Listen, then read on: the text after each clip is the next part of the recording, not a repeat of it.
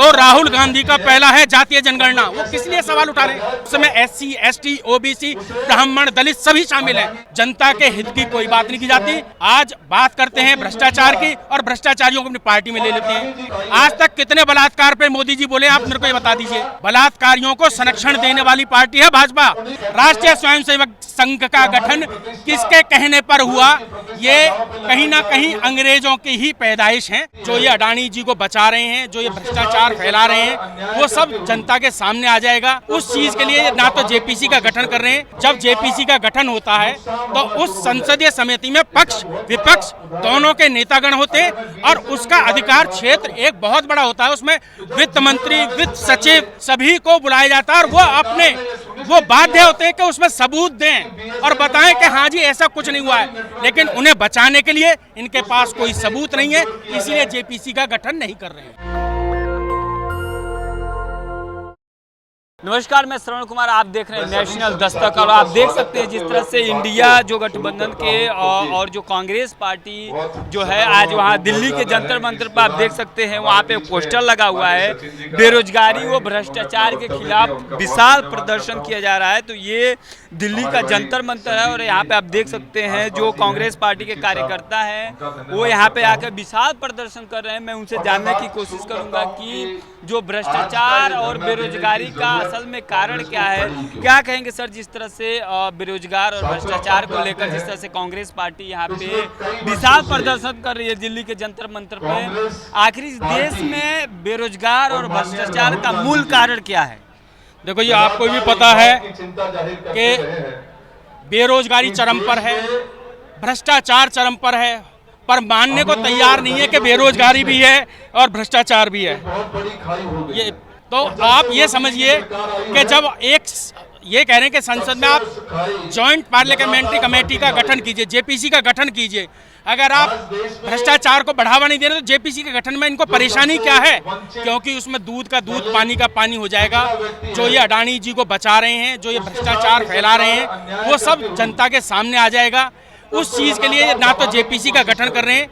जो भी भ्रष्टाचारी होते हैं उन्हें सिर्फ कहीं ना कहीं से दबाव डाल के ED से, CBI से उन्हें अपनी पार्टी में ले लेते हैं और उन्हें फिर चुनाव मैदान में उतार। हिडन वर्क की रिपोर्ट आई है, आप उसको लेकर आप कह रहे हैं कि उसमें भ्रष्टाचार हुआ है। बिल्कुल।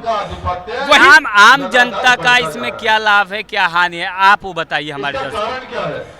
आप ये देखिए, माधवी बुच जो है वो खुद उस चीज को मान रही है कि हाँ उसने 2 नंबर के पैसे का इस्तेमाल किया है या उन शेल कंपनीज में उसके पैसे लगे हुए हैं। जब वो खुद मान रही है, उसने एक कन्फेशन कर लिया, तो सरकार को JPC के गठन करने में क्या परेशानी है? हिंडनबर्ग की जो रिपोर्ट है उसकी बात नहीं कर रहे। उस रिपोर्ट से जो खुलासा हो रहा है इस सरकार का, जिस तरीके से ये अडानी को बचा रहे हैं, जैसे शेल कंपनीज का जो पैसा लग रहा है, वो पैसा जो है जो बाजार में घूमना चाहिए था वो इन लोगों के पास जाकर इनकी धरोहर बन चुका है। वो आम जनता का पैसा है। जनता को पूछना पड़ेगा वो पैसा कहां से आया, वो पैसा कौन सा पैसा है जो शेल कंपनीज में इस्तेमाल किया गया। ये तो आप समझ सकते हैं शेल कंपनीज में कौन सा पैसा इस्तेमाल होता है। बेनामी पैसा इस्तेमाल होता है, आम जनता से लूटा हुआ पैसा, जो भ्रष्टाचार में लिप्त रिश्वत के रूप में जो पैसा लिया जाता है वो इन शेल कंपनीज में इस्तेमाल होता है। उस चीज के लिए आवाज उठा रहे हैं। अगर वो पैसा के लिए राहुल गांधी को बुलाया तो जा रहा है, वो जो भ्रष्टाचार हुआ है राहुल गांधी उसमें शामिल है और उसमें रिपोर्ट आई है जो उसने बताया तो जा रहा है। कौन कह रहा है राहुल गांधी जी को बुलाएगा? अरे JPC का गठन करेंगे तभी तो राहुल गांधी जी उसमें जाएंगे। जब JPC का गठन ही नहीं हुआ तो कहाँ बुला रहे राहुल गांधी जी को? आप क्यों झूठ फैला रहे हो कि राहुल गांधी जी को बुलाया जा रहा है? और आप इस तरीके से सवाल कर रहे हैं जैसे राहुल गांधी जी उसमें भ्रष्टाचार में शामिल हैं। कोई JPC का गठन नहीं हुआ है। जब JPC का गठन होता है तो उस संसदीय समिति में पक्ष विपक्ष दोनों के नेतागण होते हैं और उसका अधिकार क्षेत्र एक बहुत बड़ा होता है। उसमें वित्त मंत्री, वित्त सचिव सभी को बुलाया जाता है और वो बाध्य होते हैं कि उसमें सबूत दें और बताएं कि हाँ जी ऐसा कुछ नहीं हुआ है। लेकिन उन्हें बचाने के लिए इनके पास कोई सबूत नहीं है, इसलिए JPC का गठन नहीं कर रहे हैं। ऐसे अभी हाल में देखा होगा आप जिस तरह से जो सुप्रीम कोर्ट का फैसला आया था SC ST को लेकर, लेकिन आप लोग जिस तरह से बेरोजगारी और भ्रष्टाचार को लेकर यहाँ पे प्रदर्शन कर रहे हैं, लेकिन जब सुप्रीम कोर्ट का जो फैसला आया SC/ST का रोजगार, नौकरी, सारा चीज खत्म हो रहा था, लेकिन आप लोग सवाल नहीं उठाए। आपने कैसे कह दिया? जहां तक SC/ST की बात है तो राहुल गांधी का पहला है जातीय जनगणना। वो किस लिए सवाल उठा रहे हैं? जातीय जनगणना से क्या मतलब है?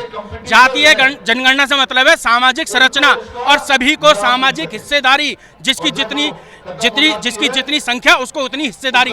अगर यह निश्चित हो रहा है तो उससे सामाजिक न्याय होगा। वो किसके लिए? उस समय SC/ST, OBC, ब्राह्मण, दलित सभी शामिल हैं। आप कैसे बात कर रहे हैं कि आप उस पर आवाज, हम उस पर भी आवाज उठा रहे हैं, हम भ्रष्टाचार पर भी उठा रहे हैं। राहुल जी हैं जो देश के हर मुद्दे पर, चाहे बेरोजगारी हो, चाहे युवाओं की बात हो, चाहे महिलाओं के उत्पीड़न की बात हो, वो हर चीज पर बात उठा रहे हैं और हर जगह पहुंच रहे हैं। लास्ट क्वेश्चन आपसे, जिस तरह से मंच से अभी आपने देखा, जिस तरह से कन्हैया कुमार जी बेरोजगारी और अंग्रेजों से जोड़ा, आप उस पर क्या कहेंगे? क्या अंग्रेजों से बेरोजगारी का कोई संबंध है?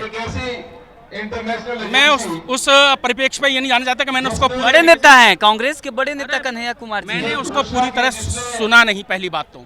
दूसरी बात रही अंग्रेजों वाली बात जोड़ने की, तो वो सही कह रहे हैं। इस समय अंग्रेजों का ही शासन चल रहा है ना। अंग्रेज जैसे निरंकुश थे वही निरंकुशता आज है। आज जनता के हित की कोई बात नहीं की जाती। आज बात करते हैं भ्रष्टाचार की और भ्रष्टाचारियों को अपनी पार्टी में ले लेते हैं। तुम्हारी पार्टी में है तो वो भ्रष्टाचारी है, और मोदी जी की पार्टी में जाती उसके सारे दाग धुल जाते हैं। वो भ्रष्टाचारी नहीं होता ना, वो बलात्कारी होता। उसमें आज तक कितने बलात्कार पे मोदी जी बोले, आप मेरे को ये बता दीजिए। बलात्कारियों को संरक्षण देने वाली पार्टी है भाजपा। सबसे पहले ये चीज ध्यान करनी पड़ेगी। एक भी बेटी के बलात्कार पर मोदी जी का मौन नहीं टूटा। तो आप अंग्रेजों से भारतीय जनता पार्टी की तुलना कर रहे हैं? बिल्कुल तुलना करेंगे जी। आपको भी पता है राष्ट्रीय स्वयंसेवक संघ का गठन किसके कहने पर हुआ? ये कहीं ना कहीं अंग्रेजों की ही पैदाइश है। अंग्रेजों ने ही स्वतंत्रता आंदोलन को कमजोर करने के लिए इसका गठन किया गया था। और जो आपको भी पता है, उन्होंने ही आपका इसको सावरकर जी को बाहर छोड़ के, और ताकि ये स्वतंत्रता आंदोलन कमजोर हो। और देश में 2 राष्ट्र का सिद्धांत इन्हीं लोगों ने दिया। इनके ही वैचारिक पूर्वज, भाजपा के वैचारिक पूर्वजों ने 2 राष्ट्र का सिद्धांत दिया था। मनुवादी आपको मार देंगे चौराहे पे, उनका संगठन है RSS। जहां तक आप मनुवाद की बात करते हो, मैं ब्राह्मण हूं, ठीक है ना। और मनुवाद होगा कुछ होगा मुझे नहीं पता। ब्राह्मण हूं और मुझे पता है सही क्या है, गलत क्या है, सामाजिक न्याय क्या है, बेटी क्या है, बहन क्या है, सबके लिए उनकी सुरक्षा क्या है और उनका सम्मान क्या है, ये सब चीजें मुझे पता है। तो इसलिए ना मैं मनुवादी हूं, ना मैं उस पर जाना चाहता हूं। और रही जो होंगे मनुवादी या जो उसको मानते होंगे वो मानते होंगे, लेकिन आज के समय में ऐसा कुछ नहीं है। सभी लोग सामाजिक न्याय की बात करते हैं। तो आप देख सकते हैं किस तरह से यहाँ कांग्रेस के कार्यकर्ता लोग थे, उनसे हमारी बातचीत हुई। जिस तरह से कांग्रेस के कार्यकर्ता बेरोजगारी और भ्रष्टाचार को लेकर जिस तरह से यहाँ दिल्ली के जंतर मंतर पे प्रदर्शन कर रहे हैं, इसे साफ आप जाहिर लगा सकते हैं कि क्या मंशा है।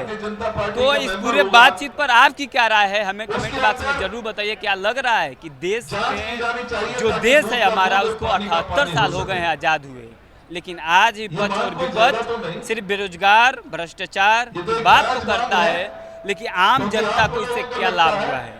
देश में आए दिन भ्रष्टाचार देखने को मिलता है। आप क्या सोचते हैं, हमें कमेंट बॉक्स में जरूर बताइए। शुक्रिया। नेशनल दस्तक की आपसे गुजारिश है कि अगर इसको बचाना चाहते हैं तो नेशनल दस्तक को सब्सक्राइब करने के लिए रेड कलर के सब्सक्राइब बटन को दबाएं, फिर बेल आइकन की घंटी दबाएं।